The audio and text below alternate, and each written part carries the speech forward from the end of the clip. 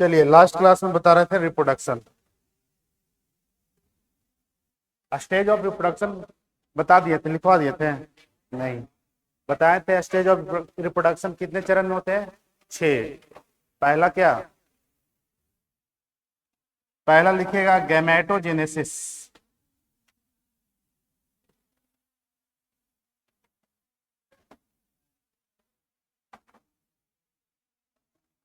Gametogenesis, युग्मक जनन। आवाज मत करो। युग्मक जनन।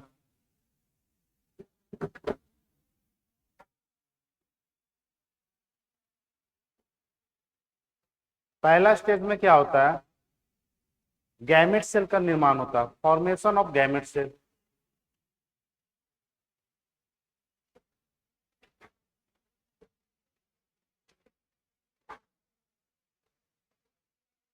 Formation of gamete cell. Gamete cell कहने का अर्थ क्या हुआ? यानी मेल गैमेट सेल में स्पर्म और फीमेल में ओवा, यानी गैमेट सेल का निर्माण ही युग्मक जनन कहलाता है। तो सबसे पहला स्टेज, आवाज कहां से आ रहा है जी? पहला स्टेज क्या होगा कि फॉर्मेशन ऑफ किसका? Gamete cell. Male gamete cell बताए थे, मेल ऑफ फीमेल। तो मेल गैमेट सेल का नाम है स्पर्म, जिसे हम शुक्राणु बोलेंगे। फीमेल गैमेट सेल ओवा, अंडाणु। ये बनता कब है? जब पॉवर्टी एज क्रॉस कीजिएगा। जैसे अगर मेल की बात आया तो लगभग 14 से 16 साल, ठीक है? 14 से 16 साल में ये फर्स्ट फॉर्मेशन स्टार्ट हो जाता है, किसका? स्पर्म का। लास्ट कब होता है? लास्ट अबाउट 65, ठीक है? 65 के आसपास फॉर्मेशन। अगर ये फीमेल में बोला जाए कि गैमेट सेल का निर्माण क्या होता है, तो फर्स्ट गैमेट सेल का निर्माण, मेंस्ट्रुअल साइकिल जो स्टार्ट होता है 12 से 14, 12 से 14, और लास्ट यानी 45 से 50, यानी 50 के आसपास। 55 भी हो सकता है, लेकिन अप्रॉक्स यही रहता है, 45 से 50। फर्स्ट जो मेंस्ट्रुअल साइकिल स्टार्ट होता है महिलाओं को, उसे बोलते हैं मिनार्की। मिनार्की को बोला जाता है हिंदी में रजो दर्शन, ठीक है? और जो लास्ट होता है मेंस्ट्रुअल साइकिल 45 से 50 के, उसे बोलते हैं मेनोपॉज। मेनोपॉज, रजनोवृत्ति। क्या बोलेंगे हिंदी में? रजनोवृत्ति। तो वो सब लिखवाएंगे, बस इतना समझिएगा कि प्रजनन का जो पहला चरण है, उस चरण को क्या बोलते हैं? गैमेटोजेनेसिस, युग्मक जनन। इसमें युग्मक का ही निर्माण होता है। मेल में क्या चीज का निर्माण हो रहा है? स्पर्म का। फीमेल में ओवा का। मेल में स्पर्म का निर्माण कब होता है? 14 से 16 के आसपास। लास्ट कब होता है? 60 से 65। फीमेल में कब हो रहा है? 12 से 14, और लास्ट 45 से 50 के आसपास, ठीक है? तो पहला स्टेज में यही होता है कि सबसे पहला स्टेज गैमेट सेल का निर्माण होना। तो लिखिएगा पहला स्टेज, हिंदी वालों को लिखा देंगे। पहला लिखिएगा युग्मक जनन।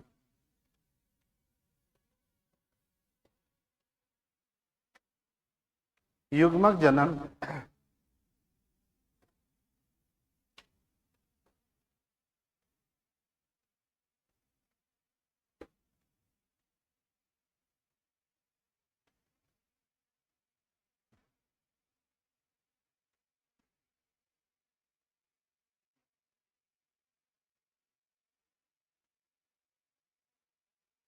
क्या?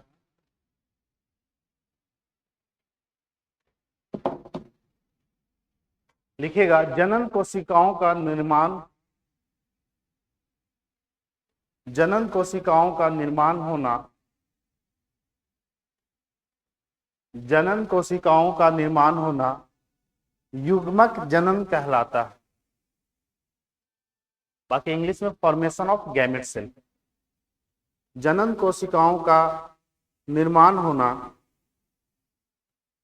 युग्मक जनन कहलाता है।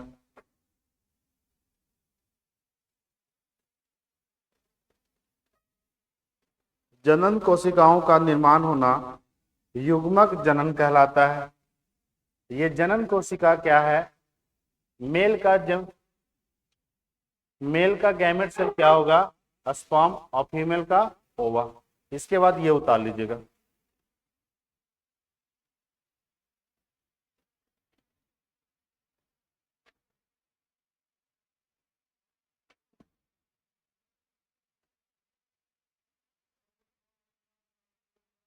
क्या क्या पूछ रहा है जी? लेट से आया ना, लेट वाला कोई इलाज नहीं। बाकी लोग आ जाते हैं टाइम पर, मूर्ख लोग हैं। बगल में से लिख लो।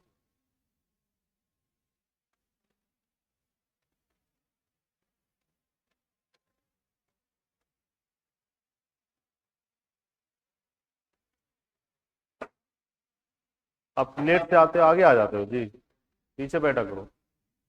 जितना लेट करोगे बताओ।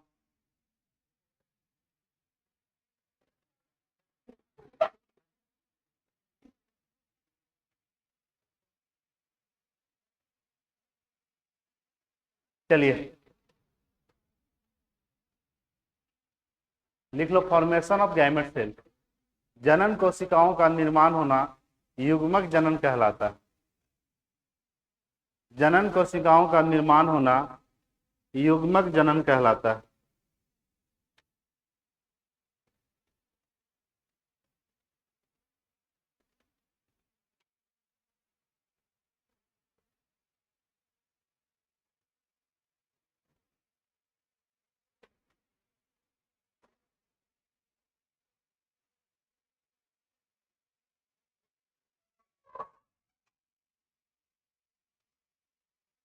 चलिए आगे दूसरा हो गया यहां तक। दूसरा लिखेगा इंसेमिनेशन।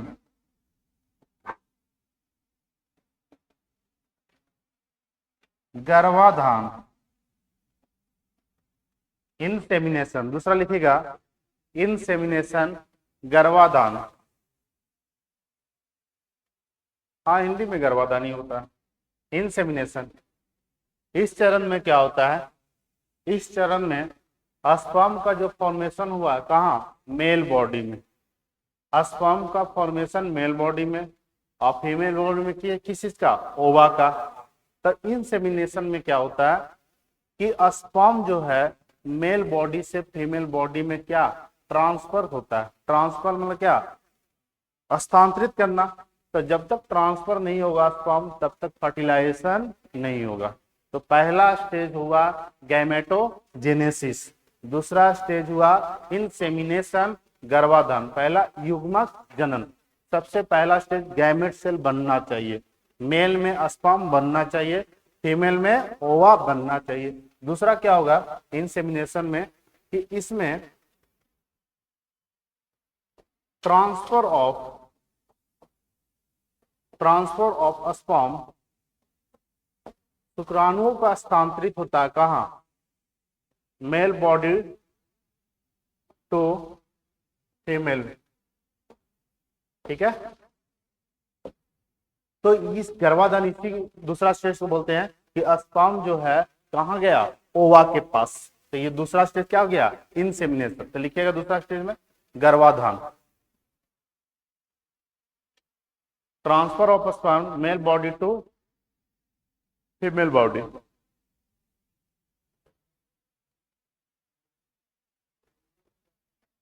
हिंदी में लिखवा देते हैं।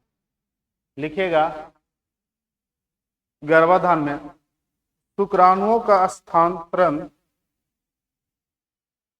शुक्राणुओं का स्थानांतरण, शुक्राणुओं का स्थानांतरण नर भाग से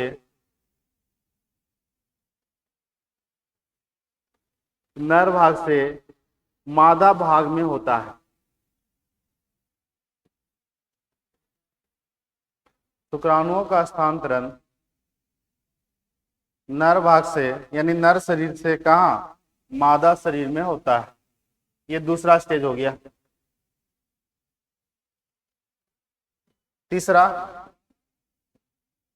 तीसरा स्टेज होता है फर्टिलाइजेशन।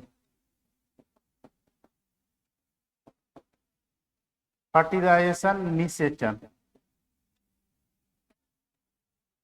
तीसरा स्टेज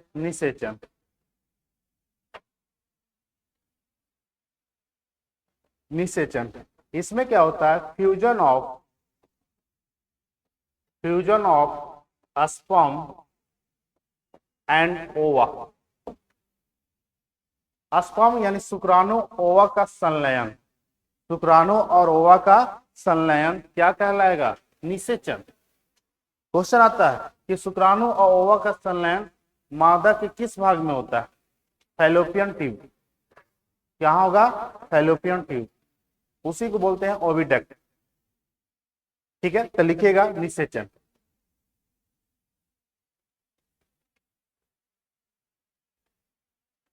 शुक्राणु तथा अंडाणु का संलयन,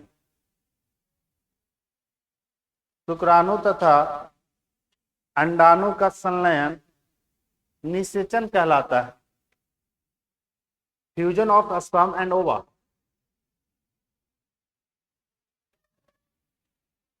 शुक्राणु तथा अंडाणु का संलयन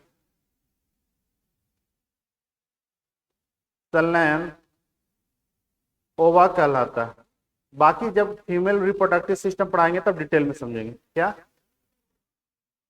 शुक्राणु तथा अंडाणु का संलयन निषेचन कहलाता है, फर्टिलाइजेशन। फर्टिलाइजेशन के बाद स्टार्ट होता है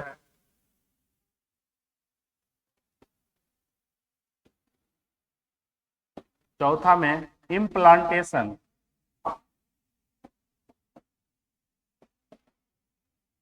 प्रत्यारोपण।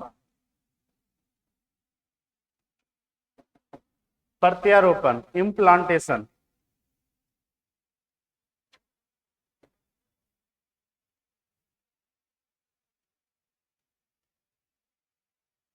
प्रत्यारोपण।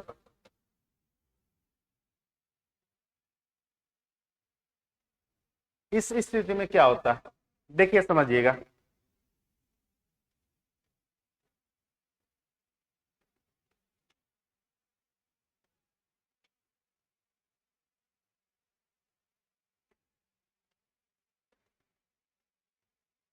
यह समझिएगा, ये आपका फैलोपियन ट्यूब है।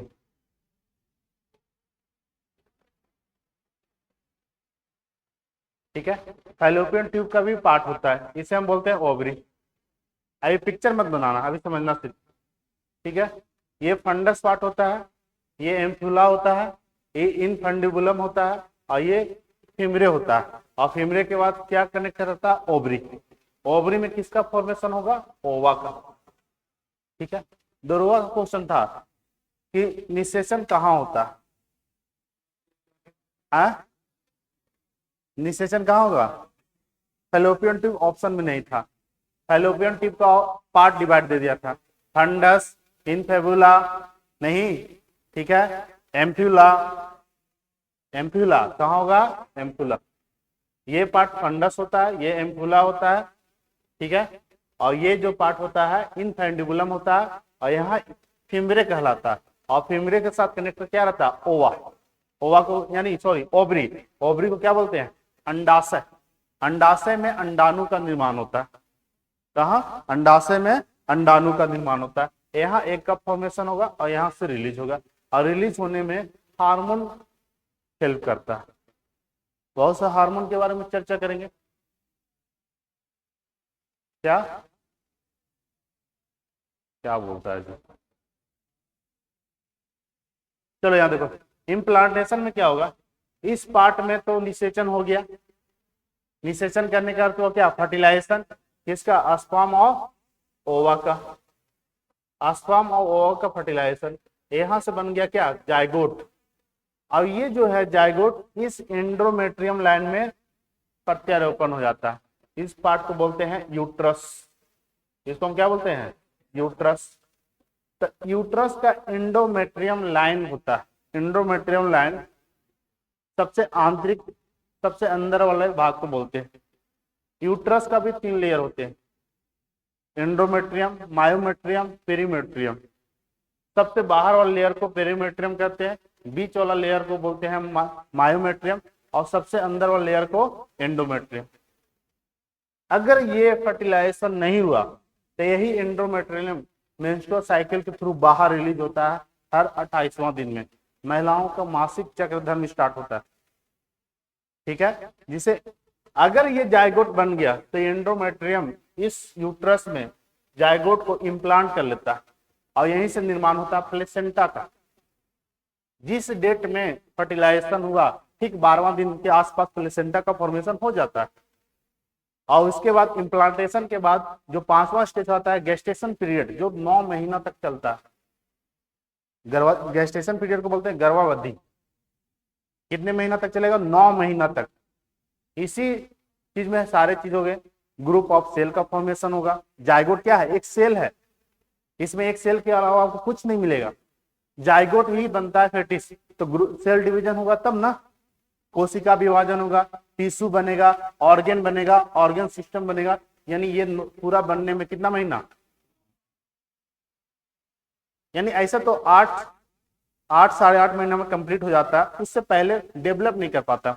जो बच्चे 8 साढ़े 8 महीना में जन्म लेते हैं उसका वजन भी कम रहेगा और ऑर्गन डेवलप भी नहीं रहता सही से। पूरा होने में कम से कम आपके 9 महीना, ठीक है। अब इस इम्प्लांटेशन के बाद आपका 5वां स्टेज इम्प्लांटेशन लिखेगा प्रत्यारोपण में, लिख लीजिए।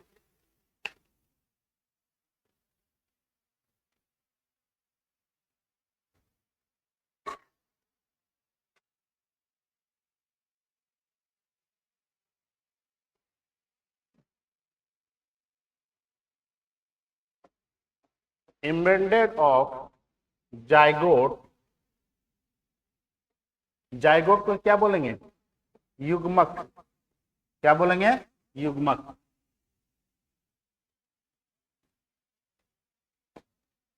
युग्मक बोलते हैं कि युग्मनज बोलते हैं? युग्मक, युग्मनज देख लीजिएगा हिंदी में। तो जायगोट जब बना है तो जायगोट कहाँ एम्बेडेड हुआ है? एम्बेडेड मतलब क्या? प्रत्यारोपण। इसे क्या बोलेंगे? प्रत्यारोपण। तो प्रत्यारोपण कहाँ होता है? Embedded of zygote in endometrium line, endometrium line in uterus, in uterus. गर्भाशय के एंडोमेट्रियम, हिंदी में भी एंडोमेट्रियम लिखना है। गर्भाशय के एंडोमेट्रियम लाइन में क्या युग्मक का क्या करते हैं? दीवारों में प्लांटेशन होना। प्लांटेशन मतलब क्या? प्रत्यारोपण होना। क्या कहलाता है? इम्प्लांटेशन। यानी जायगोट बना कहाँ? फर्टिलाइजेशन हुआ कहाँ? फैलोपियन ट्यूब में। लेकिन प्रत्यारोपण कहाँ होगा? यूट्रस में। तो हिंदी में लिखेगा, हिंदी में थोड़ा दिक्कत हो जाता है, लिखेगा युग्मनज का, हिंदी में युग्मनज होगा ना, युग्मक, युग्मनज होगा। हाँ, युग्मनज, युग्मनज का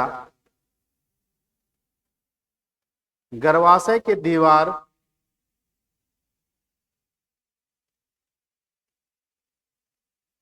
युग्मनज का गर्भाशय की दीवार के साथ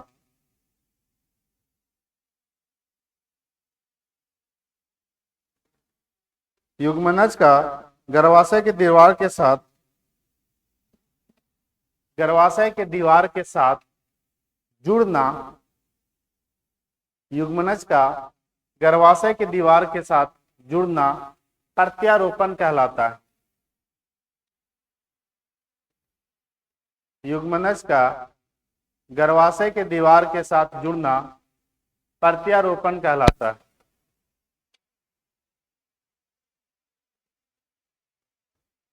चलो हो गया जी। पहला क्या बताएं? पहला गैमेटोजेनेसिस। गैमेटोजेनेसिस में क्या होगा? गैमेट सेल का निर्माण होगा, मेल में स्पर्म और फीमेल में ओवा। दूसरा क्या होता है? इंसेमिनेशन। इंसेमिनेशन में क्या होगा? Transfer of sperm female body, ठीक है। तीसरा स्टेज फर्टिलाइजेशन निषेचन, इसमें क्या होगा, संलयन होता है किसका, स्पर्म और ओवा का, स्पर्म और ओवा का।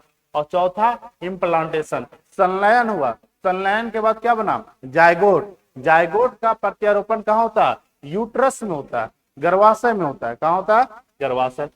पांचवा लिखिएगा गेस्टेशन पीरियड, गर्भावधि या गर्भाविधि,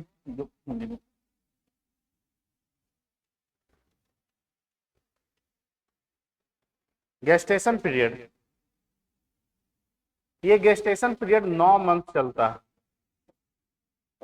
9 महीने तक। इसमें क्या होगा, इस गेस्टेशन पीरियड में देखो पीछे कौन हल्ला कर रहा है, इसमें फॉर्मेशन ऑफ अम्बिलिकल कोड, गर्भनाल, इसे हम क्या बोलते हैं, गर्भनाल। ये अम्बिलिकल कोड ही प्लेसेंटा का फॉर्मेशन होता है। ये अम्बिलिकल कोड जन्म लेने के बाद इसे काट दिया जाता है। ये अम्बिलिकल कोड जो है, ये बच्चा का क्या कहा जाता है, फ्यूचर का सुरक्षा कवच बोला जाता है अम्बिलिकल कोड को। अगर फ्यूचर में कोई भी ऐसा डेंजर बीमारी हुआ तो ये अम्बिलिकल कोड का स्टेम सेल उस बच्चा को ठीक कर देगा। लेकिन पॉसिबल बहुत कम होता है, क्योंकि इसको स्टोर करना, इसे स्टोर करके रखना पड़ेगा फ्यूचर के लिए। क्योंकि अगर हर इंसान का स्टेम सेल किसी से मिलता नहीं है, मेरा स्टेम सेल शायद आप लोग लाखों में से ना भी मिल सकता, पेरेंट्स से तो कभी नहीं मिलेगा स्टेम सेल, क्योंकि 2 पेरेंट सेल आप मिलते हैं तब एक बच्चा का निर्माण होता है। तो दोनों का अलग अलग स्टेम सेल हो गया, तो बच्चा में स्टेम सेल आने वाला बात नहीं। अभी इंडिया में एक लड़का का स्टेम सेल मिला है, कौन, अदर कंट्री, शायद नाइजीरिया का एक व्यक्ति था, और वह अरबों में से एक स्टेम सेल मिला उसका। सोचिए कितना लोग हैं। और स्टेम सेल का एक नेटवर्क चलता है, आप सर्च कीजिएगा, उसमें आप नाम, आपका ब्लड ग्रुप, आपका सारा चीज स्टोर करके रख दिया जाता है। किसी का स्टेम सेल मिला, मान लीजिए बहुत भयानक बीमारी है, कैंसर वगैरह, तो स्टेम सेल चुटकी में ठीक कर देगा, लेकिन मैच होना चाहिए। अगर आपको बहुत खतरनाक बीमारी है तो आपका स्टेम सेल अगर स्टोर है, ये प्लेसेंटा जो काट दिया जाता है, काट के बाद फेंक दिया जाता है, इसको अगर आप स्टोर करके हॉस्पिटल में रख देते हैं, तो फ्यूचर में कभी भी आपको प्रॉब्लम होगा तो आप उस हॉस्पिटल से कांटेक्ट कर सकते हैं। ठीक है, स्टेम सेल बहुत पावरफुल से कोशिका होती है। स्टेम सेल लाखों में मिल गया तो आप भाग्यशाली हैं, जल्दी मिलता ही नहीं है किसी का स्टेम सेल। स्टेम सेल के बारे में खैर आप लोगों को चर्चा नहीं करना, लेकिन कभी अगर जागरूक होना है तो आप कभी गूगल पर मारिएगा व्हाट इज स्टेम सेल, होता क्या है। तो स्टेम सेल आपका जो फॉर्मेशन होता है कोशिका का, सबसे बेसिक चीज है। अब इसको रखने में लाखों रुपए खर्च होती है, तो हर कोई आपको बोला जाएगा कि चलो ठीक है, जो काट दिया गया है उस प्लेसेंटा को, उसको आप स्टोर करके रखिए। सरकारी हॉस्पिटल तो कभी रखेगा नहीं, कितना क्या लगेगा, डेली तो हजारों जन्म ले रहे हैं नहीं एक हॉस्पिटल में, लेकिन प्राइवेट हॉस्पिटल रखते हैं, उसके लिए आपको खर्च देना पड़ेगा। हॉस्पिटल को क्या चाहिए, पैसा, आप पैसा दीजिए, लगभग सालाना 2.5-3 लाख रुपए लगता है उस स्टेम सेल को सुरक्षित रखने में, इस अम्बिलिकल कोड को स्टोर करने में। आप फ्यूचर में क्या होगा, तब तक करोड़ों रुपया आपका चल जाएगा नहीं, ठीक है, तो इसमें खर्च होता है। तो ये जो गेस्टेशन पीरियड है, इसमें क्या होता है, अम्बिलिकल कोड का निर्माण होता है। ये अम्बिलिकल कोड क्या है, जिसे हम प्लेसेंटा बोलते हैं, इसी को क्या बोला जाता है, प्लेसेंटा। प्लेसेंटा, ये प्लेसेंटा अम्बिलिकल कोड के थ्रू ही मां जो भी न्यूट्रिशन ग्रहण करती है, बच्चा को वही प्राप्त होता है। किसके थ्रू, प्लेसेंटा के थ्रू। तो ये गेस्टेशन पीरियड में आपका क्या बना, टिश्यू का निर्माण होता है, अंग का निर्माण होता है, सबसे पहले हार्टबीट बनता है। क्या बनेगा? हार्टबीट।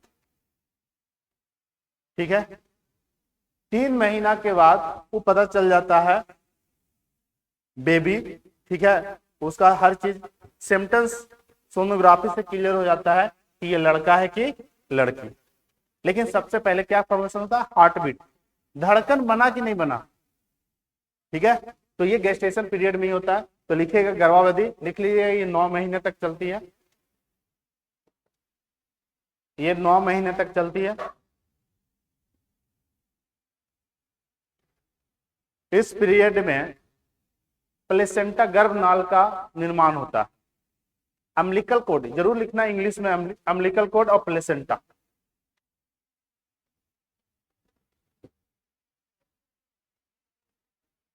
लिखेगा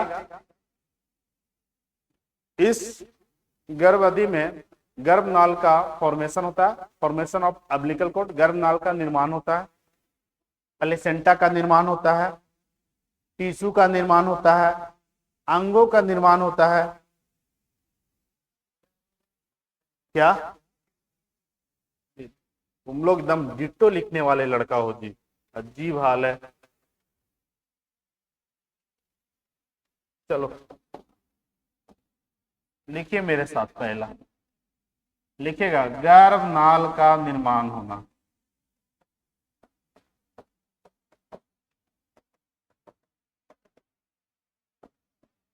दूसरा में ऊतकों का निर्माण होता है।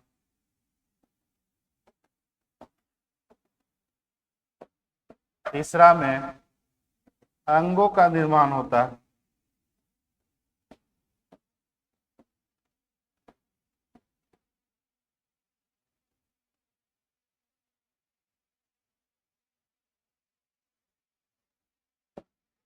चलिए इतना लिख लीजिए।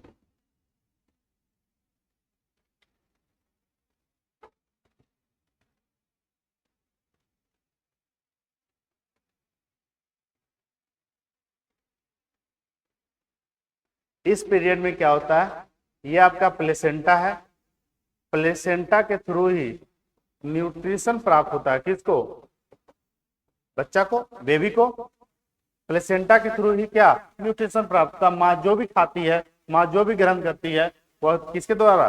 प्लेसेंटा के द्वारा बच्चों तक पहुंचता है। ठीक है, चलो नेक्स्ट, गेस्टेशन पीरियड कैमा चरण हो गया? 5वां। 6 नंबर में क्या होगा? बोलो, अभी भी नहीं बता रहे हो तो तुम लोग शादी मत करना, डिलीवरी हो जाएगा। Happy birthday. नहीं, क्या हो जाएगा? सही है स्पेलिंग, यानी कह सकते हैं बर्थ यानी जन्म लेना। इसके बाद बच्चा क्या हो जाता है? जन्म हो जाती है। तो मेन ये जो है रिप्रोडक्शन का चरण नहीं कहलाएगा, प्रजनन का चरण ये नहीं, क्योंकि इसमें क्या हो गया? जन्म हो गया। बच्चा पला कहां तक? गेस्टेशन पीरियड तक ही पड़ा। तब मेन 5 चरण होते हैं। कितने चरण? 5। पहला क्या? दूसरा इंसेमिनेशन, तीसरा फर्टिलाइजेशन, चौथा इम्प्लांटेशन, और 5वां गेस्टेशन पीरियड।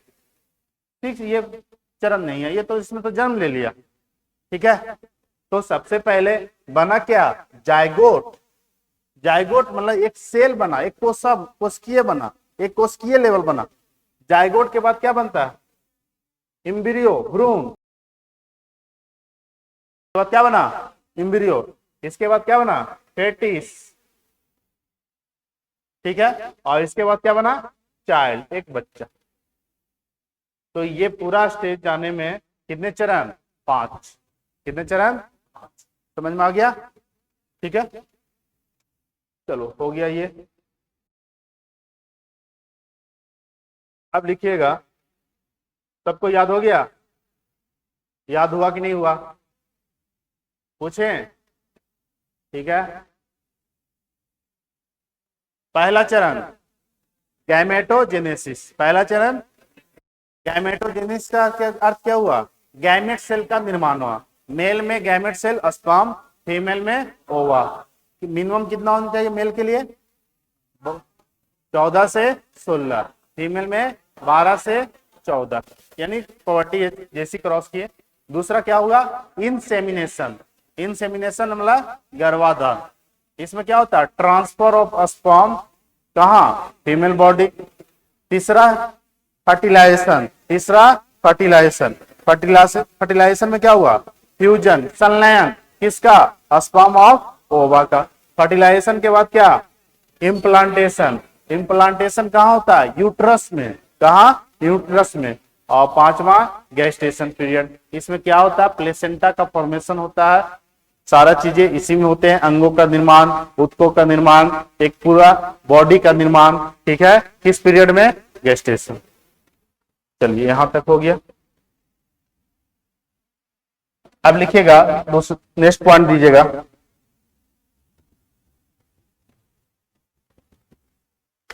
प्रकाश जी थोड़ा पानी पिलाइएगा, सुन रहे हैं? मेल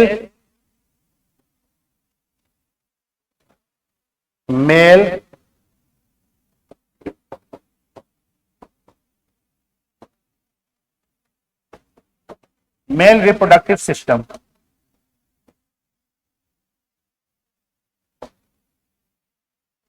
नर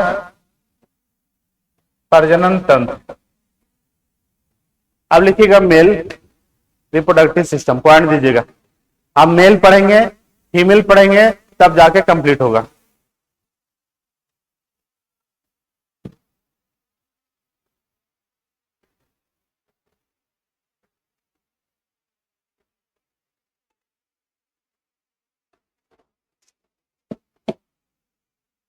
चलिए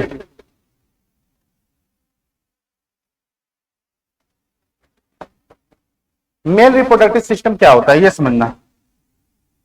मेल रिप्रोडक्टिव सिस्टम में पढ़ना क्या है? तो इसमें आप पढ़िएगा टेस्टिस के बारे में, जिसे बोलते हैं विल्सन। ठीक है। दूसरा इसमें पढ़ना है एसेसरी डक्ट के बारे में,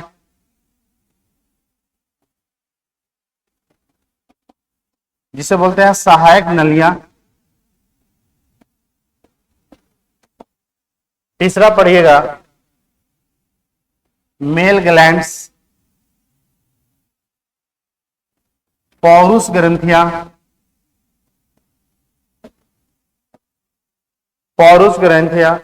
और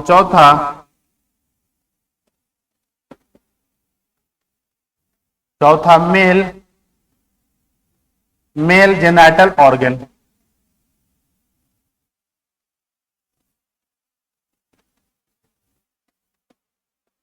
पौरुष जनन अंग। ये सब पढ़ना है मेल में, लिख लीजिएगा। नर प्रजनन तंत्र पे आपको टेस्टिस के बारे में समझना है, एसेसरी डक्ट, सहायक नलियां, मेल ग्लैंड, पौरुष ग्रंथियां, और मेल जेनाइटल ऑर्गन, पौरुष जनन अंग।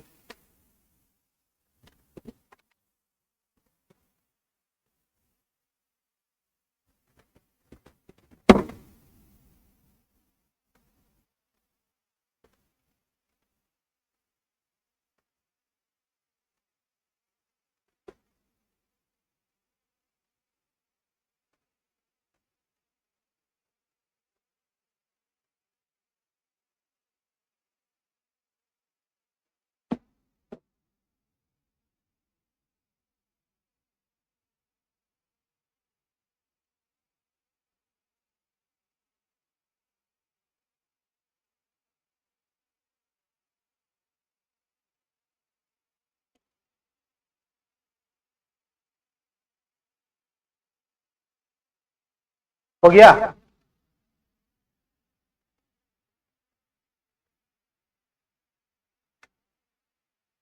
मेल जेनाइटल ऑर्गन, ये एक्सटर्नल के बारे में पढ़ना है। एक्सटर्नल मतलब कि बाहरी, एक्सटर्नल बाहरी पौरुष या जननांग अंग, हिंदी में कुछ भी लिखा जा सकता है। जननांग भी लिख देगा, जनन अंग भी लिख देगा।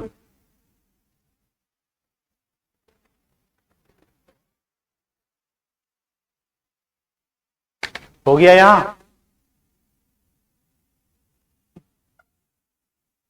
ये सब जो चीजें होती है ना, इसका लोकेशन क्या होता है? ये पूरा का पूरा लोकेशन कहां होता है? Pelvic reason. कहां पाए जाते हैं? Pelvic reason. हिंदी में लिख लीजिएगा, सुरोनी भाग। सुरोनी भाग में ये सब जितने भी मेल रिप्रोडक्टिव सिस्टम कहां पाए जाते हैं? पैल्विक रीजन, सुरोनी भाग में। अब इसमें सुरोनी भाग में क्या क्या रहता है? टेस्टिस रहता है, कुछ नलियां होती है, ग्रंथियां होती है, और जननांग भाग भी होते हैं। तो ये चार पढ़ेंगे तब आपका मेल रिप्रोडक्टिव सिस्टम कंप्लीट होगा। उसके बाद जाएंगे फीमेल में। ठीक है, चलो।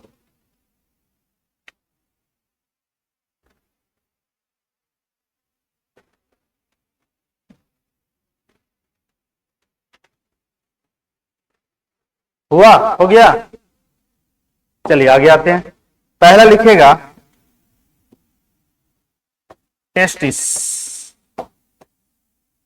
वृषण।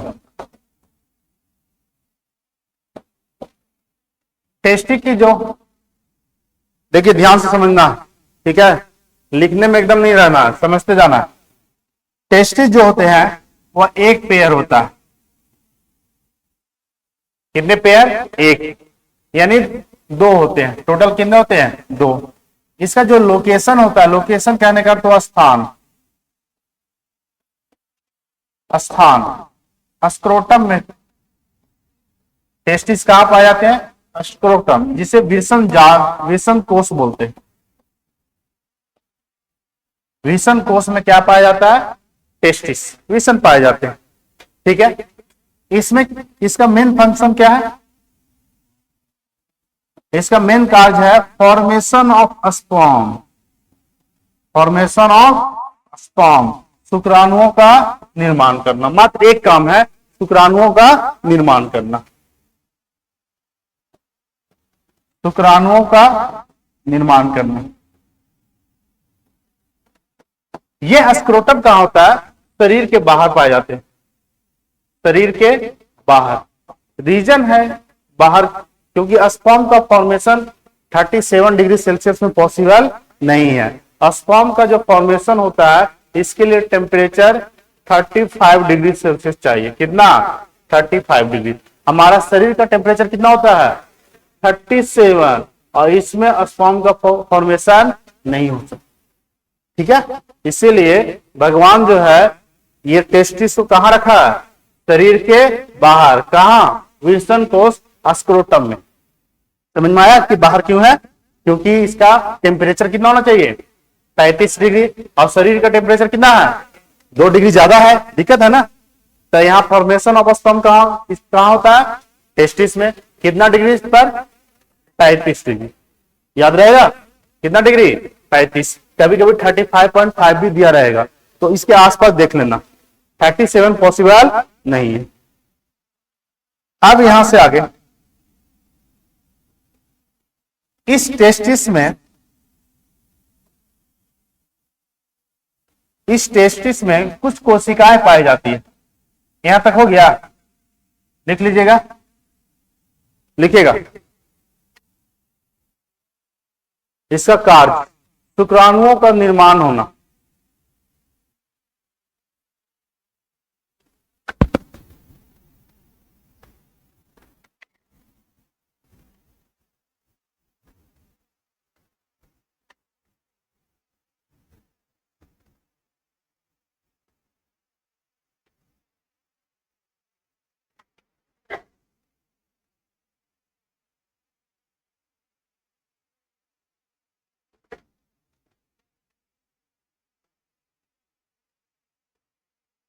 पहले लिखिएगा टेस्टिस कितने? एक पेयर। स्थान कहां? वृषण को। वृषण कोष कहां पाए जाते हैं? शरीर के बाहर। इसका काम क्या है? शुक्राणुओं को निर्माण करना। और शुक्राणुओं का निर्माण कितने टेम्परेचरों में होता है? कितने डिग्री? 35 degree Celsius.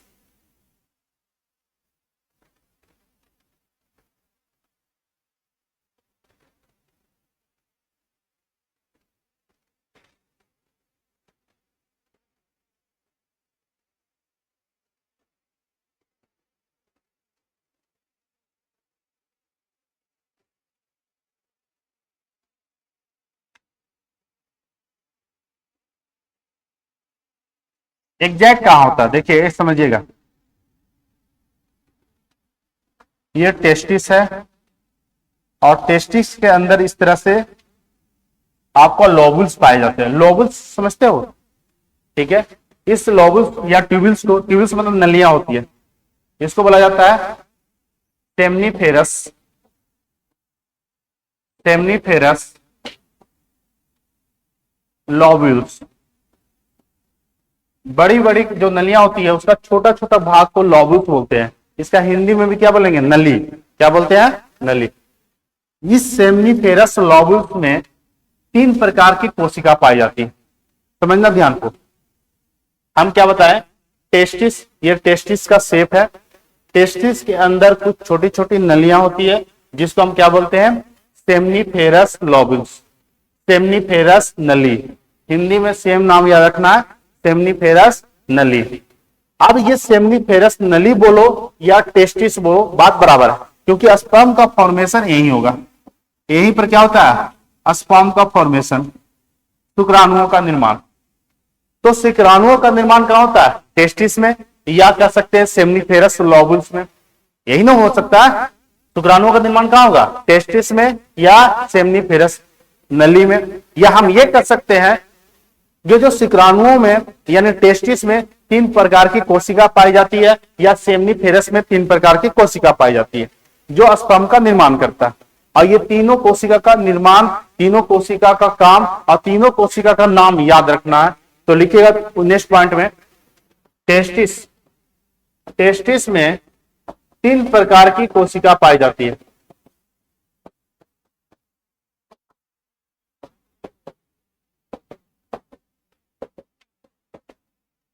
यानी टेस्टिस यानी विरसन में 3 प्रकार की कोशिका पाई जाती है, या हम कह सकते हैं सेमनीफेरस में 3 प्रकार की कोशिका पाई जाती है।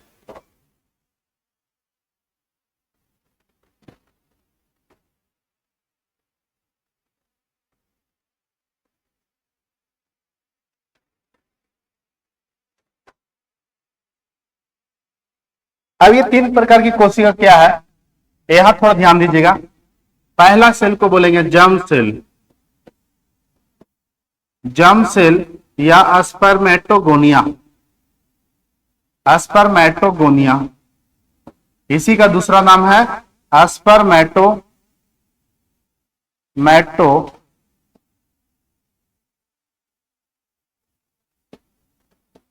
मैटोगोनिया।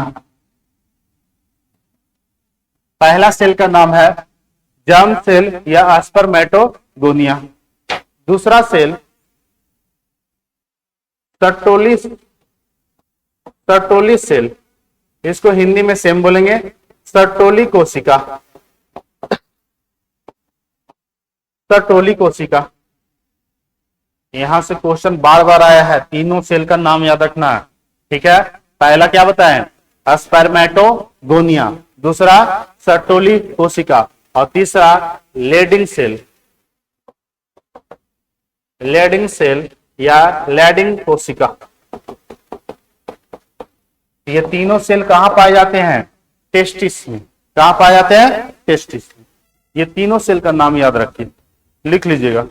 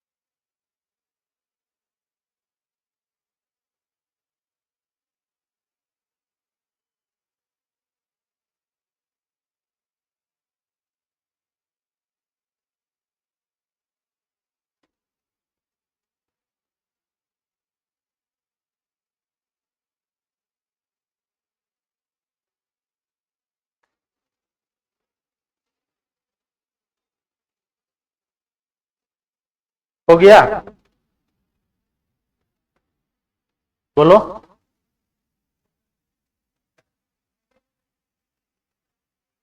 अरे पूछ रहे हो कि तू चिल्ला रहे हो। हम पूछ रहे हो गया?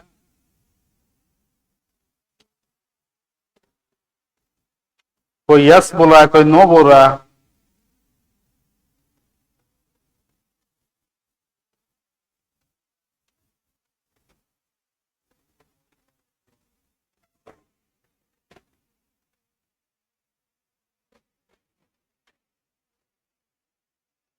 तुम लोग को आधा घंटा क्लास में पानी प्यास लग गया ना।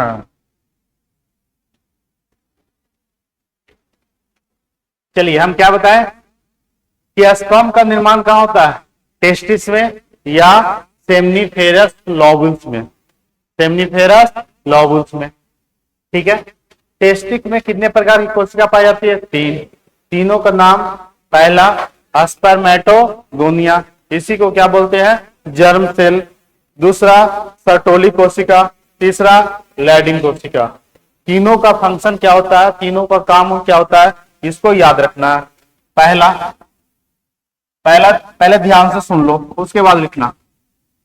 स्पर्म सेल में क्या होता है, स्पर्मेटोगोनिया में क्या होता है? स्पर्म का निर्माण होता है।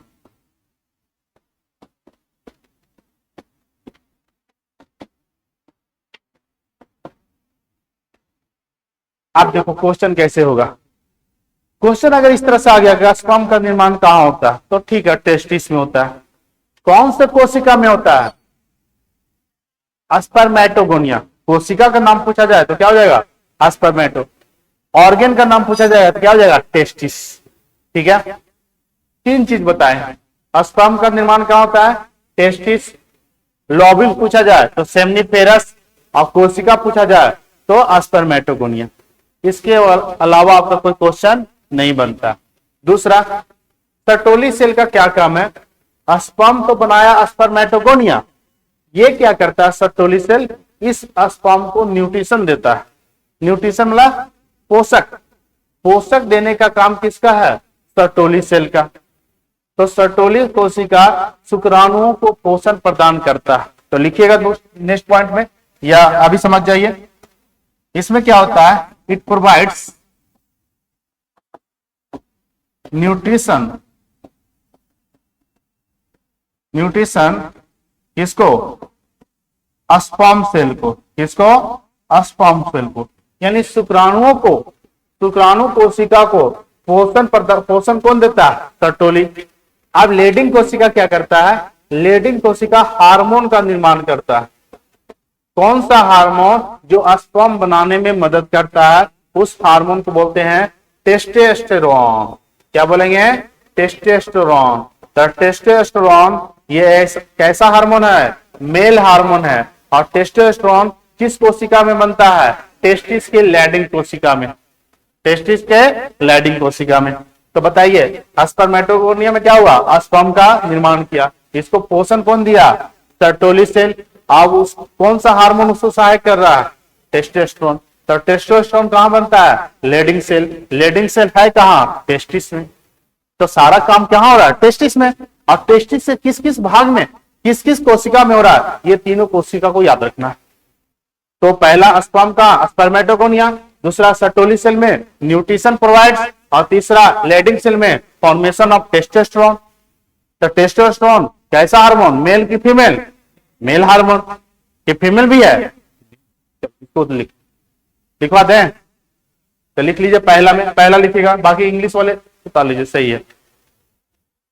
पहला लिखिएगा स्पर्मेटोगोनिया।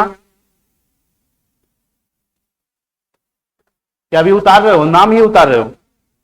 नाम उतार लिया आप लोग ना? तो पहले लिखिएगा स्पर्मेटोगोनिया सेल में, स्पर्मेटोगोनिया कोशिका में, स्पर्मेटोगोनिया कोशिका में शुक्राणुओं का निर्माण होता है। शुक्राणुओं का निर्माण होता है। स्पर्मेटोगोनिया कोशिका में शुक्राणुओं का निर्माण होता है।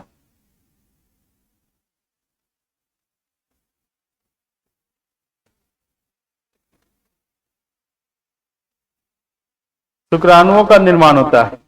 दूसरा लिखेगा, दूसरा में है सर्टोली कोशिका। दूसरा में सर्टोली कोशिका। लिखिएगा सर्टोली कोशिका में,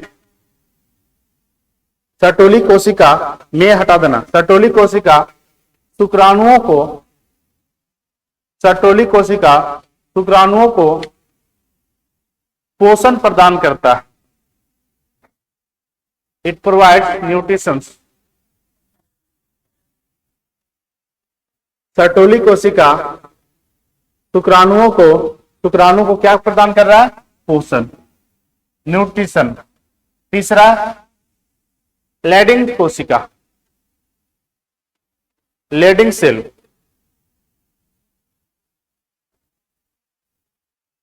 लिखेगा लेडिंग कोशिका, लेडिंग कोशिका नर हार्मोन टेस्टोस्टेरोन का निर्माण करता। लेडिंग कोशिका नर हार्मोन टेस्टोस्टेरोन का निर्माण करता।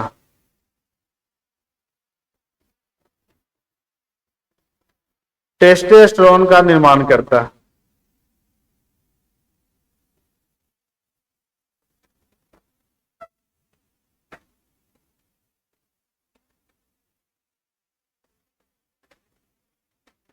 हो गया?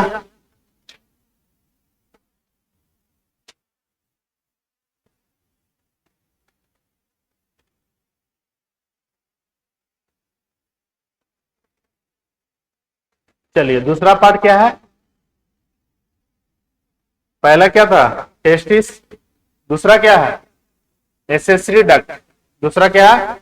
Accessory duct. ये सबका नाम याद रखना। एसेसरी डक्ट होते कितने हैं और सबका नाम क्या है, समझे? नाम ही सब पूछ दिया जाता है। निम्नलिखित में से कौन सा पार्ट मादा पार्ट है? तो आपको नर याद रहेगा तब ने, 3 नर दिया रहेगा, 1 मादा दिया रहेगा। आपको नाम ही याद नहीं रहेगा तो बना कैसे पाइएगा? ठीक है, तो हर एक पॉइंट याद रखना है। तो टेस्टिस में हम क्या बताएं? स्पर्म का निर्माण होता है। कहां होता है? टेस्टिस के किस लोब्यूल में? सेमनीफेरस में। और किस कोशिका में? स्पर्मेटोगोनिया में। सर्टोली का क्या काम है और लेडिंग का क्या काम है? ये 3 कोशिका कहां पाए जाते हैं? टेस्टिस में, ठीक है, या सेमनीफेरस लोब्यूल्स में, दोनों कह सकते हैं। चलिए आगे आगे लिखिएगा। दूसरा पॉइंट एसेसरी डक्ट्स।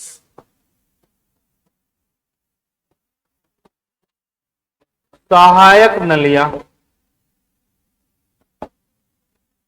इसका नाम ही याद रखो। नाम याद हो गया तो आपका काम बन जाएगा। पहला रेटे टेस्टिस,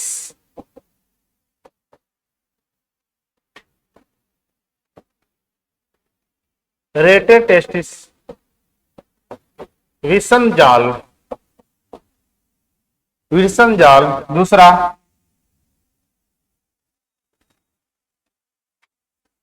वास इफेंसिया,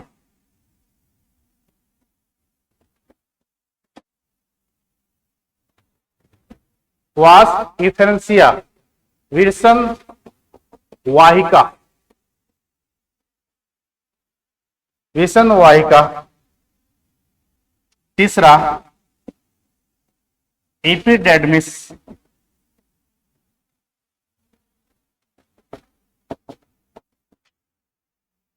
एपिडेर्मिस अधिविषण, अधिविषण, एपिडेर्मिस अधिविषण। और चौथा में वास डिफरेंस,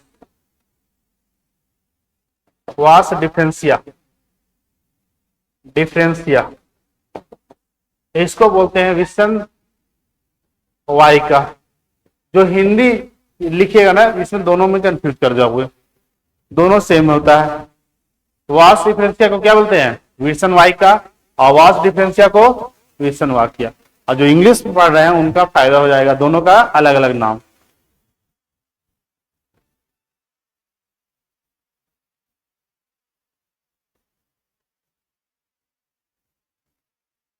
पहला क्या है? विषम जाल। दूसरा विषम वाहिका। तीसरा अधिविषण। और चौथा विषम वाहिका।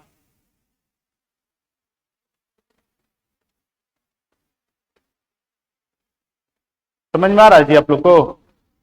कुछ कुछ 1%, 1% आ रहा है ना, 99% छोड़ दो, 1% आना चाहिए।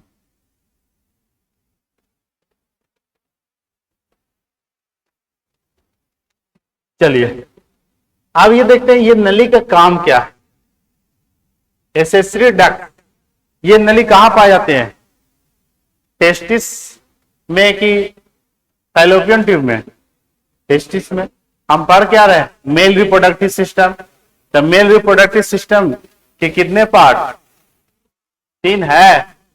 टेस्टिस है, एसेसरी डक्ट्स है, ग्लैंड्स है और क्या है? जेनाइटल ऑर्गन भी है।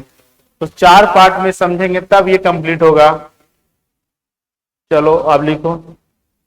अब ये चारों को सिर्फ आपको नाम याद रखना है, इसका फंक्शन कैसे होता है, एग्जाम में क्वेश्चन क्या क्या आ सकता है, इसको समझना।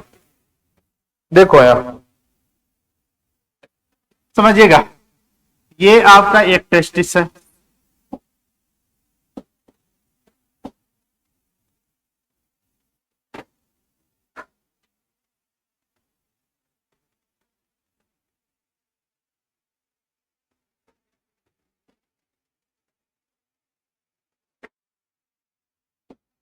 ये आपका इस तरह से लॉबुल्स रहते हैं, ठीक है। इस जाल को बोल दिए सेमनीफेरस, सेमनीफेरस लॉबुल्स। ये देखिए सेमनीफेरस लॉबुल्स बोले, ये पूरा को क्या बोले? सेमनीफेरस। अब यहां समझना, ये एक कंपार्टमेंट, एक रूम है, 2 रूम, इस तरह समझ में आ रहा है ना। यहां एक पेयर बना, 1 2 3, तो इसको हम बोलते हैं, एक को अगर निकालेंगे इसको बोलेंगे टेस्टिक्यूलर ट्यूब्यूल्स। सेमनीफेरस में क्या पाए जाते हैं? टेस्टिक्यूलर। और ये टेस्टिक्यूलर की संख्या होती है एक टेस्टिक्स में 250। कितने? 250। ये 1 2 समझ में आ रहा है, 3 4 ऐसे ऐसे कितने? 250। यानी सेमनीफेरस जो आपका नलियां दिख रही है, इस नलिया में भी छोटा छोटा पार्ट रहता है, उस पार्ट को क्या बोलते हैं? Testicular tubules. और इस टेस्टिक्यूलर ट्यूब्यूल्स कितने होते हैं? 250। एक टेस्टिस की बात बता रहे हैं, कितने होते हैं? 250 टेस्टिक्यूलर ही सेमनीफेरस का निर्माण करता है। किसका निर्माण करता है? सेमनीफेरस। अब यहां से यह समझना है कि इस सेमनीफेरस में क्या हुआ? इस सेमनीफेरस में स्पर्म का फॉर्मेशन हुआ। अब यहां से देखो, यहां समझना, ये हम क्या बताएं? सेमनीफेरस लॉब्यूल्स। समझ में आ रहा? ठीक है। यहां क्या हो रहा है? स्पर्म का निर्माण। ये जब स्पर्म का निर्माण सेमनीफेरस में होता है तो ये इमैच्योर होता है। इमैच्योर कहने का अर्थ हुआ ये विकसित नहीं होता है। इमैच्योर स्पर्म, इमैच्योर स्पर्म, वैसे शुक्राणु जो डेवलप नहीं कर पाया उसका निर्माण कहां हुआ है? सेमनीफेरस लॉब्यूल्स में। ठीक है, सेमनीफेरस लॉब्यूल्स में। और इसके ठीक अंदर में एक नली पाई जाती है, यहां पर इसे बोलते हैं एपिडर्मिस। क्या बोलते हैं? एपिडर्मिस। अभी बताए हैं एपिडर्मिस, जिसको हिंदी में क्या बोलते हैं? आदिवृत्त। स्पर्म का निर्माण कहां हुआ? सेमनीफेरस में। कहां हुआ? सेमनीफेरस में। कौन सा सेल? स्पर्मेटोगोनिया। इसी के अंदर क्या कौन सा सेल पाए गए? स्पर्मेटोगोनिया। क्योंकि सबसे छोटा पार्ट क्या है? सेल ही है, और उस सेल को क्या बोलेंगे? स्पर्मेटोगोनिया या जर्म सेल। तो सेमनीफेरस में कैसा स्पर्म का निर्माण हुआ? अविकसित, इमैच्योर, वैसा शुक्राणु जो फर्टिलाइजेशन नहीं करेगा, फर्टिलाइजेशन नहीं करेगा। ये स्पर्म का निर्माण सेमनीफेरस में तो हुआ, लेकिन ये डेवलप कहां होता है? ये डेवलप होता है एपिडर्मिस में, जिसे बोलते हैं अधिवेशन। क्या बोलेंगे? अधिवेशन में। निर्माण कहां हुआ? स्पर्मेटोगोनिया, यानी कहने का अर्थ हुआ सेमनीफेरस में। लेकिन ये निर्माण कैसा था? इमैच्योर था, अविकसित था। मैच्योर कहां होगा? अधिविर्तन में। कहां होगा? अधिविर्तन। ये सब टेस्टिस के अंदर की कहानी बता रहे हैं, ठीक है। यहां से आपका दो नली जुटी होती है, जो सबसे छोटा यहां पे रहेगा, इसे बोलते हैं रेटे टेस्टिस विसन जाल। क्या बोलेंगे? रेटे टेस्टिस विसन जाल। और यहां से आपका सबसे बड़ा नली रहता है, जिसे बोलते हैं वास डिफरेंशिया। क्या बोलेंगे? वास डिफरेंशिया। ये जो जाल है यूरेथ्रा से कनेक्ट रहता है। किसके थ्रू? यूरेथ्रा से। यूरेथ्रा बताए थे, यूरेथ्रा पढ़ाए थे ना। तो यूरेथ्रा से क्या होता है? यूरिन रिलीज करते हैं, तो यूरेथ्रा से ही स्पर्म को रिलीज करेंगे। तो यहां तो ये वास डिफरेंस किससे कनेक्ट है? यूरेथ्रा से। तो समझना, शुक्राणु कहां बना? सेमनीफेरस में। कैसा बना? अविकसित। देखो लिखोगे तो कोई फायदा नहीं ना, ये समझ जाओ। कहां बना? सेमनीफेरस में। कैसा? अविकसित। विकसित कहां होगा? एपिडेर्मिस या अधिवेशन में। और इसके बाद स्पर्म कहां जाता है? वास डिफरेंशिया। कहां जाएगा? वास डिफरेंशिया। अगर इसको काट देते हैं ना, इसको बोलते हैं नर नसबंदी। क्वेश्चन आएगा कि नर नसबंदी में किस नली को बंद कर दिया जाता है? Vas deferens. वास डिफरेंशिया को काट करके बांध दिया जाता है, जिससे स्पर्म क्या हो? आगे न बढ़े। समझ में आ रहा है? इसको बोलते हैं वैस्कोटोमी। नर नसबंदी को बोला जाता है वैस्कोटोमी। क्या बोलते हैं? वैस्कोटोमी। इसे बोलते हैं नर नसबंदी करवाना। अब जनवरी नर ना होकर के मादा हो जा रहा है। नहीं, लोग नर, बहुत लोग कम करवाते हैं, महिलाएं ज्यादा करवा लेती है। महिलाएं बहुत कष्ट उठाती है, बच्चों को जन्म से लेकर के हर चीज तक। इससे मां बनना आसान थोड़ी है। आप 9 महीना कष्ट झेल पाओगे? बहुत मुश्किल है। वो महिलाएं जान सकती है। क्या हुआ जी? है आवाज चल रहा है?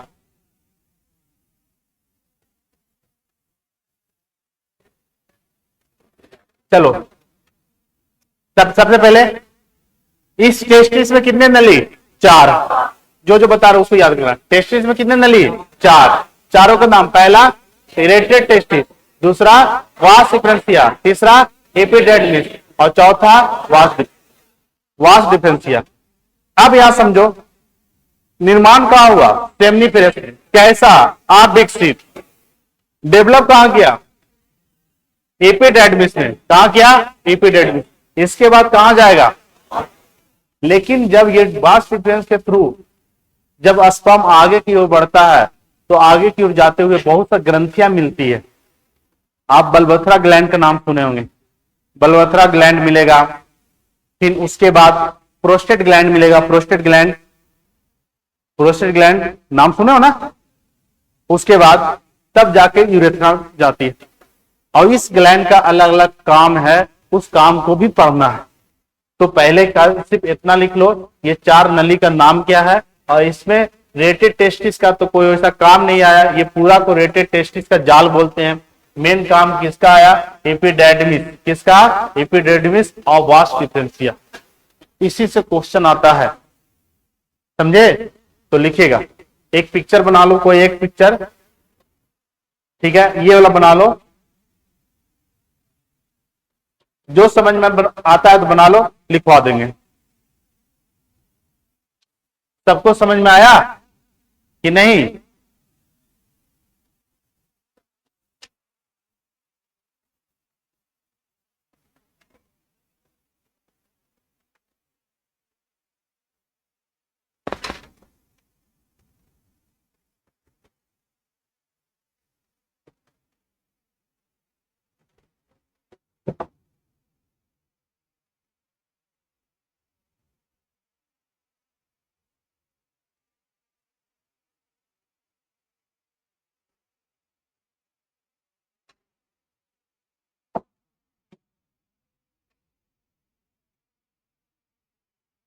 ये वाला बनाना पहले।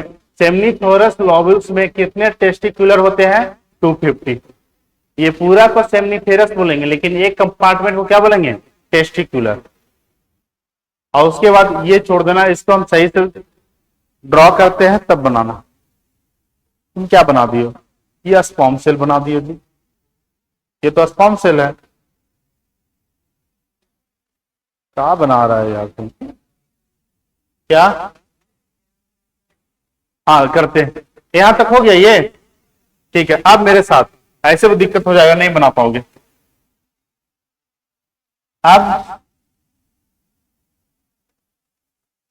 अब यहां देखना समझना, फिगर में नहीं मिलेगा इतना जी, फिगर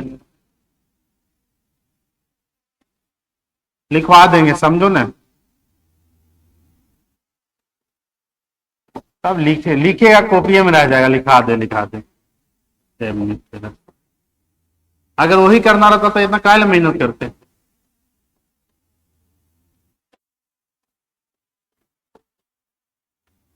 देखिए हम एक पार्ट बताएं, सेमनीफेरस समझ में आ रहा? सेमनीफेरस में क्या हुआ, इमैच्योर मतलब कहने का तो अविकसित शुक्राणुओं का निर्माण होता है। जैसे जैसे बता रहे हैं तो लिखेगा सेमनीफेरस, लिख लो पॉइंट देकर के, तुम लोग को ये अनपढ़ कर जाएगा। लिख लो सेमनीफेरस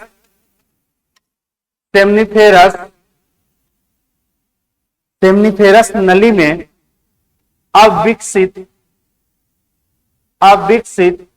शुक्राणुओं का निर्माण होता है।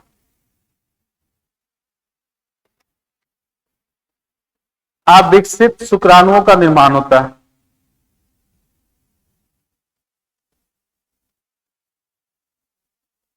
सेमनीफेरस नली या लॉबुल्स में, लॉबुल्स मतलब नली का भी छोटा पार्ट होता है, इसीलिए इसको लॉबुल्स बोलते हैं। नली मतलब क्या हो गया, डक्ट, एक बड़ा डक्ट, और उसका भी छोटा छोटा पार्ट, यानी उसको लॉबुल्स बोलेंगे। ठीक है, तो सेमनीफेरस लॉबुल्स में अविकसित शुक्राणुओं का निर्माण होता है। अब लिखेगा दूसरा पॉइंट में, एपिडेडमिस या एपिडेडमिस को क्या बोलते हैं, अधिवृषण। लिखेगा अधिवृषण में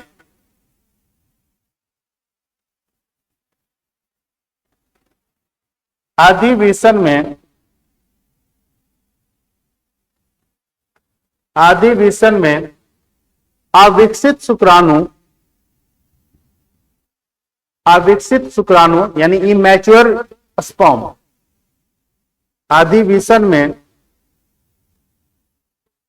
अविकसित शुक्राणु क्या हो जाता है, डेवलप, विकसित हो जाता है। अधिवृषण में अविकसित शुक्राणु मैच्योर यानी विकसित हो जाता है,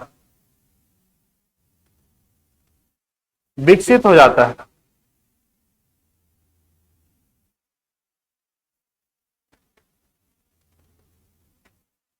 विकसित हो जाता है। इसके बाद यहां से क्या जुटा रहता है, इसे बोलते हैं वास डिफरेंशिया। वास डिफरेंशिया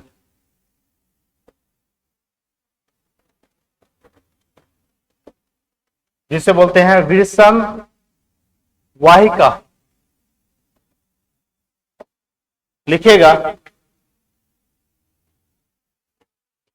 इसको बना लो, इसको लिखो मत, बस इसको लिखने के पहले बहुत कुछ समझना है, ग्लैंड में पढ़ाएंगे तब समझ में आएगा।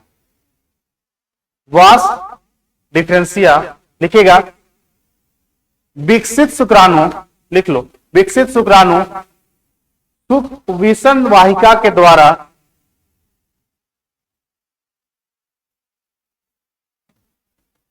विकसित शुक्राणु विषम वाहिका के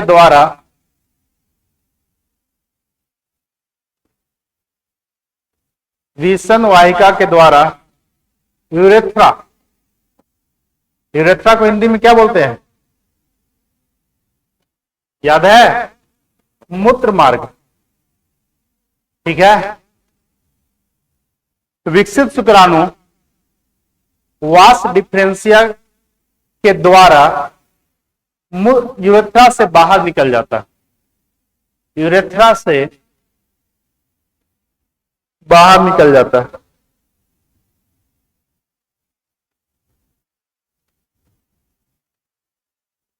यूरेथ्रा से बाहर निकल जाता। हो गया यहां तक। सबसे महत्वपूर्ण क्वेश्चन कि नर नसबंदी में किस नली को ऑपरेट किया जाता है? वास डिफरेंशिया को। किसको? और इंग्लिश में ही लिखना वास डिफरेंशिया, हिंदी में मत लिखना। फिर लिख लो, क्योंकि यहाँ कंफ्यूज कर जाओगे। विशन वाई का यहाँ भी है और यहाँ भी है, तो लिख लेना कि नर नसबंदी में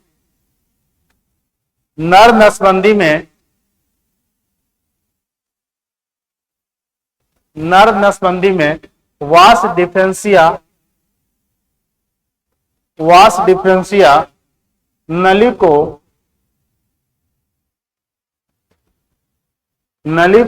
काट कर बांध दिया जाता है। नर नसबंदी में वास डिफरेंशिया नली को काट कर बांध दिया जाता है, जिसे वैस्कोटोमी कहते हैं। जिसे वैस्कोटोमी कहा जाता है।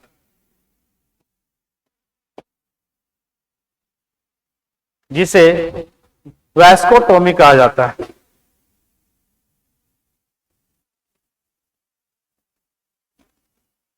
वैस्कोटोमी कहा जाता है।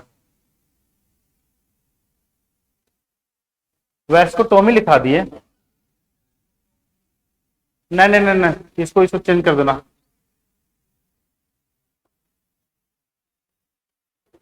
वैस्कोटोमी की मादा में होता है, ठीक है।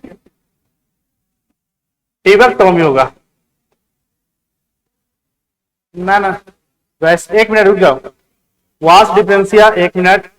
नहीं नहीं सही है, ये जो नसबंदी वाला चीज है कंफ्यूजन आता है, ठीक है। नर नसबंदी को वैस्कोटोमी, ठीक है सही है, वैस्कोटोमी कहा जाता है।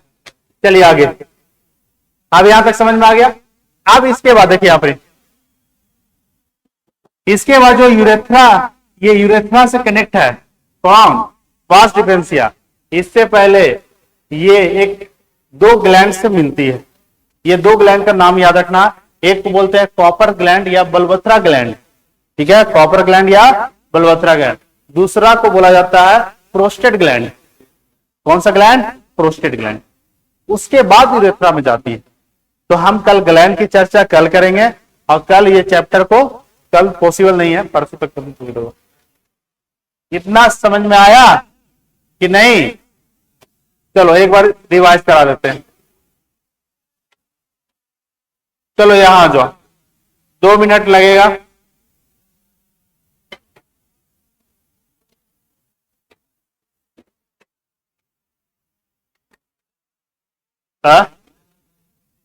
वैस्कोटोमी है, हाँ वही है ना, वही है ये वैस्कोटोमी। चलो यहां देखो, प्रजनन की चरण पहला क्या हो गया? गैमेटोजेनेसिस, पहला चरण। इसमें क्या होता है?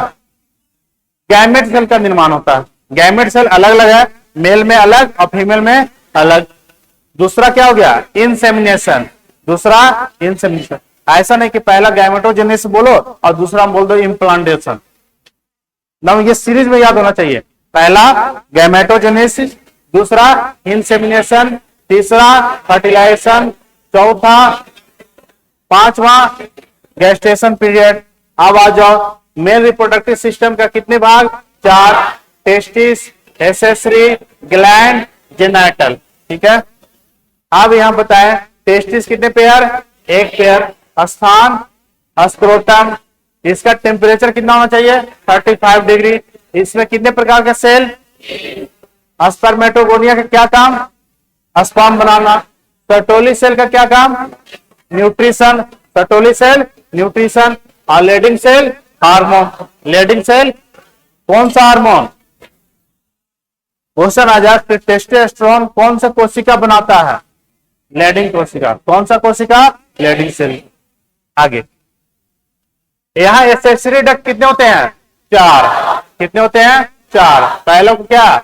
रेटेड टेस्टिस, वास डिफरेंशिया, एपिडाइडमिस, वास डिफरेंस। आप बताइए यहां, चलो स्पर्म का फॉर्मेशन किस लोबल्स में होता है? सेमनीफेरस। किसमें? सेमनीफेरस। टोटल टेस्टिकुलर कितने? 250। कितने? लेकिन मैच्योर कहां होगा? एपिडाइडमिस। मैच्योर कहां होगा? एपिडाइडमिस। बाहर किसके थ्रू? वास डिफरेंशिया। किसके थ्रू? वास डिफरेंशिया। और वास डिफरेंशिया को काट के बांध देना क्या कहलाएगा? वेस्कोटोमी, नर्व नसबंदी। क्या कहलाएगा? नर्व नसबंदी। कल इसका चर्चा करेंगे ग्लैंड्स के बारे में। आज इतना।